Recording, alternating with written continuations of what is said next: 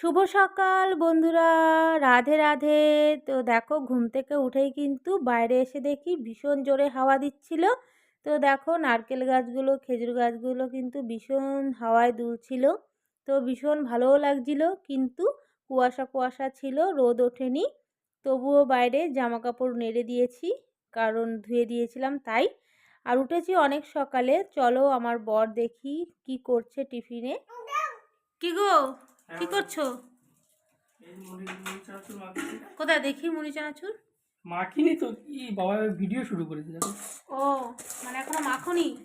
তাড়াতাড়ি মাখো, আমার তো খিদে পেয়ে গেছে। তো চলো চা বানিয়ে নিয়েছি, তো ঠান্ডা হাওয়ার মধ্যে চা মুড়িটা খেয়ে নিই। খেয়ে নিয়ে কিন্তু আমি আরও কিছু কাজ আছে সেগুলো করব।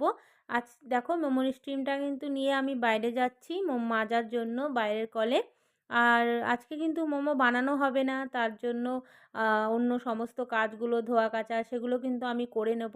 তো বন্ধুরা দেখো, সমস্ত কাজ কিন্তু আমার হয়ে গেছে। দেখো আরও অনেক অনেক কাজ করেছিলাম, ধোয়া কাচা যেগুলো মোমোর যা মানে প্লাস্টিক মানে যা যাবতীয় জিনিস থাকে সব, রুটি বেলনি থেকে সব আমি সমস্ত ধুয়ে দিয়ে পরিষ্কার করে আমি ফ্রেশ হয়ে পুজো দিয়ে আমি কিন্তু বেরিয়েও পড়েছি।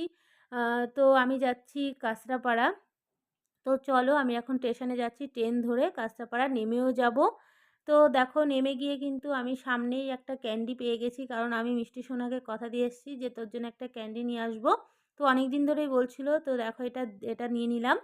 নিয়ে অনেকক্ষণ অপেক্ষা করার পর দেখি বান্ধবী সত্যি চলেই আসলো। আর এই বান্ধবী আর আমি একটা জিনিস কিনতে এসেছি, সেজন্যই কিন্তু কাঁচরাপাড়া আসা। তো দেখো লস্যির দাদাকে বলবো, দাদা ভালো আছো? বলবে হ্যাঁ, বুকে হাত দিয়ে বলছে খুব ভালো আছি, খুব ভালোও লাগলো। দাদা কিন্তু আমাকে চেনে, আমি আমার বর বিয়ের আগে পরে অনেক লস্যি খেতাম আর ভিডিও করতাম, বেশ ভালো লাগতো। এইদিকে দেখো ডলগুলোকে কত সুন্দর লাগছে। আর এইটা তো মিষ্টি সোনার আছে, আর খুব ভাল লাগে এই এই জায়গাটায় আসলে, মন ভরে যায়। তো দেখো এই মার্কেটের ভিতরে ঢুকে গেলাম। আর সত্যি কথা বলতে এই মার্কেটে কিন্তু আমি প্রায় ২ বছর পর আসলাম। মিষ্টি সোনা যখন একটু ছোট ছিল তখন এসেছিলাম ওর বাবার সাথে, আর কিন্তু আসাই হয়নি। বিয়ের আগে কিন্তু মাসে মাসে আসতাম। আমার কিন্তু বেস্ট ফ্রেন্ড ছিল, সে কিন্তু মাসে মাসে আসতো জিনিস কিনতে। তো ওর সাথে অবশ্যই আসতাম, আমিও কিনতাম।